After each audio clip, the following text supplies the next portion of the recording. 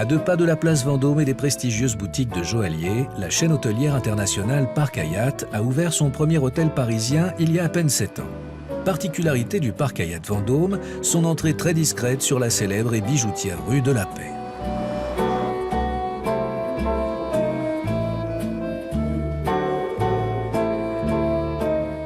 Vous faites un peu le tour du monde et vous recherchez les belles adresses. En général, la discrétion est une des premières qualités d'une adresse de luxe. Il y a bien un slogan qui dit « Pour vivre heureux, vivons cachés ». Donc c'est peut-être adressé à ce type de clientèle.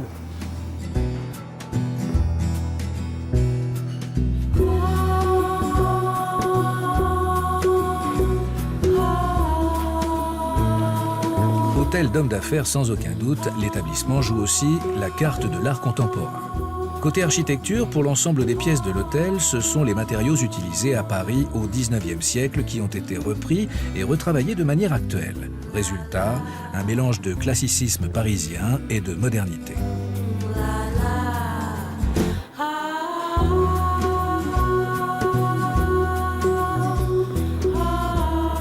Aujourd'hui, de plus en plus, le design dans nos entreprises prend une importance commerciale notamment très forte. Donc, dans notre cas, nous avons eu la chance de pouvoir nous associer avec Ed Tuttle, qui est un interior designer de grande qualité, qui va juste dans les moindres détails, qui s'implique à fond dans son concept. Et il a été chercher les artistes pour décorer, pour amener de l'art dans l'hôtel.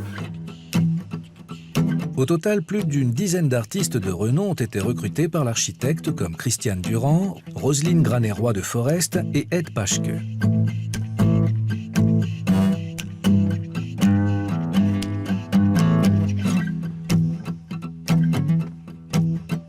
Mais le Parc Hyatt ne s'arrête pas là et va jusqu'à réveiller tous les sens. Les clients sont invités à partager une expérience olfactive.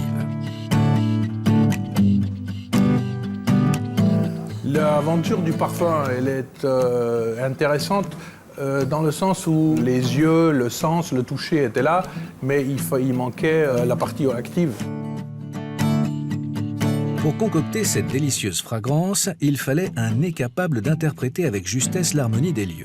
Un défi relevé avec finesse par Blaise Motin. C'est un souvenir, un parfum. On n'oublie jamais un parfum. Qu'on l'aime ou qu'on ne l'aime pas, on n'oublie jamais. D'abord, j'avais envie de travailler sur des oranges, sur un côté un peu frais. Et puis, j'ai utilisé aussi beaucoup de patchouli, parce qu'il y a beaucoup de bois. L'univers du bois est très omniprésent dans l'hôtel. Et je me suis dit que ça pouvait être très intéressant de pouvoir associer ce bois, les cuirs de Russie, et qu'on pourrait peut-être trouver une idée originale là-dessus. Cette expérience sensorielle unique peut même se retrouver dans vos assiettes, puisqu'en association avec le chef pâtissier, le parfumeur a imaginé un macaron au goût unique et indéfinissable. Mais avant de parler dessert, il faut d'abord passer à table. Mais pas n'importe laquelle. Surplombant une large cuisine ouverte, la table du chef est un concept complètement original qui permet aux fins gastronomes de suivre les étapes d'élaboration des plats préparés par Jean-François Rouquette.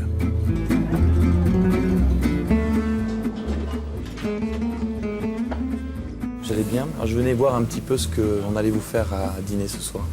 Je pensais commencer avec un foie gras aux cerises, après une raviole de coquillage avec des fleurs de bourrache. Et puis après, le dessert serait une surprise. Voilà.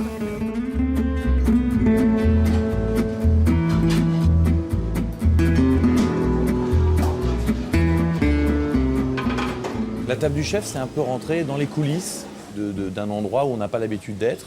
Et c'est aussi recevoir les gens à domicile, chez soi, les bichonner et avoir une proximité avec eux, c'est-à-dire être capable de parler de ce qu'ils ont mangé, d'échanger des recettes.